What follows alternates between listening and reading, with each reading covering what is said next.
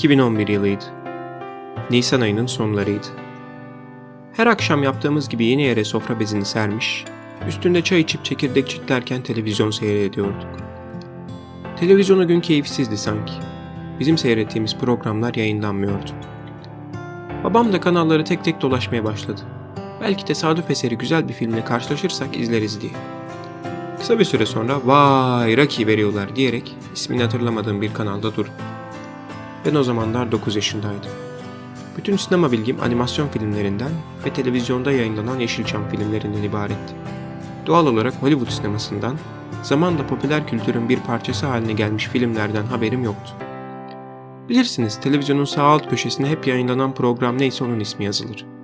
Benim de refleks olarak hemen gözlerim sağ alt köşeye kaymıştı. Rocky 3 yazıyordu. Anlaşılan bunun bir ve ikincisi de vardı ama onları daha öncesinde yayınlamışlardı. Filmi izlemeye başladığımızda siyahi ve beyaz tenli iki adam kumsalda koşuyordu. Kısa bir süre sonra birbirlerine seslendiler.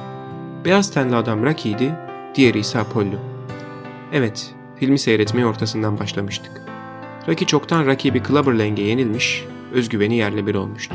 Apollo da onu kendine getirmeye çalışıyordu. Filmin ortasından başlasam da araya konulan flashback sahneler ve replikler sayesinde bütün yaşananları anlamıştım. Basit bir senaryosu vardı ama etkileyiciydi. İlk başta rakibine yenilmiş bir karakterin özgüveni dağılmasına rağmen tekrar çalışıp kazanmak için ringe çıkacak olması beni heyecanlandırmıştı. Filmin sonunda tahmin edebileceğiniz üzere Rocky kazanmış ve bu da 9 yaşındaki bendenizin film hakkındaki bütün beklentilerinin fazlasıyla karşılamıştı. Aradan birkaç gün geçti. Ben artık Rocky adında bir film serisinin varlığından haberdardım ama hakkında çok az bilgiye sahiptim. Bilgisayarın başına oturdum, Google'a Rocky yazdım, arattım. Rocky'nin 6 filmden oluşan bir seri olduğunu, oyuncuların isimlerini, filmlerin hangi yıllarda çekildiklerini, kaç ödül aldıklarını falan öğrendim. Artık Rocky hakkında oldukça fazla bilgiye sahiptim. Hatta o kadar fazla bilgiye sahiptim ki 4. film hakkında bir spoiler bile yemiştim. 4. filmin oyuncularını araştırırken Dolph Lundgren adındaki aktörün Ivan Drago karakterini canlandırdığını öğrendim. Ivan Drago'nun fotoğrafını görünce adamı oldukça havalı ama bir o kadar da korkutucu bulduğumu hatırlıyorum. O kadar dikkatimi çekmişti ki adam Wikipedia'dan kendisi hakkında daha fazla bilgi öğrenmek istedim ve orada şu cümleyle karşılaştım.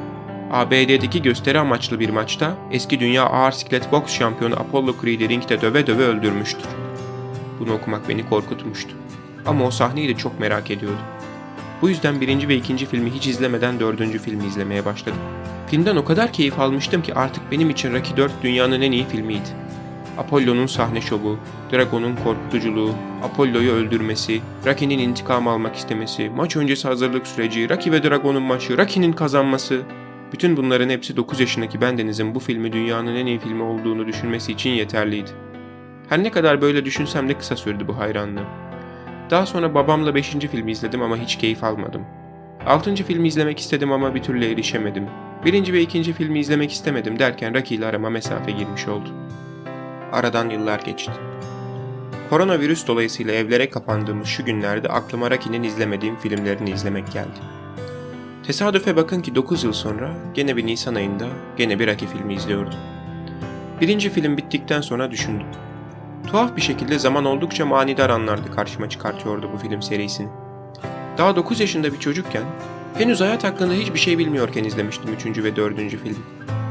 O zamanlar kendimi başarılı bir çocuk olarak görüyor, hep hayatımda ufak tefek problemlerle uğraşacağımı zannedip hiçbir zaman başarısızlığa uğrayacağımı düşünmüyorum. Hayata hiç başarısızların gözünden bakmıyordum. Tabii bu göreceli bir kavram. Ben başarısız derken olmak istediği yerde olamayan, oralara gelemeyen insanlardan bahsediyorum. Bazı insanların çok çalışıp çabalamasına rağmen dış etkenler yüzünden başarısız olabileceği ihtimalini düşünmüyordum bile. Hatta daha da ileri gidip onları dışlıyor ve bunda hiçbir sakınca görmüyordum. Başarmak o kadar kolaymış gibi geliyordu ki bana, Rocky'nin kaybedeceğini hiç ihtimal bile vermiyordum. Ah. Rocky'nin aslında büyük bir kaybeden olduğunu bilmeyince böyle oluyor işte. İyi ki o zaman izlemek istememişim 1. filmi. Çünkü izlesem de bu düşünce tarzımla ve çocuk aklımla hiçbir şey anlamazmışım. Benim başarısız insanları anlayabilmem için, hayatı bir nebze de olsa öğrenebilmem için oldukça kötü bir 8. sınıf ve 8. sınıftan daha da kötü, rezalet bir lise hayatı geçirmem gerekiyormuş. Artık ben de başarısız bir insanım. Ve bir zamanlar başarısız diye yargıladığım, dışladığım bütün insanlardan özür dilemek istiyorum. Artık ben rakileşiyorum.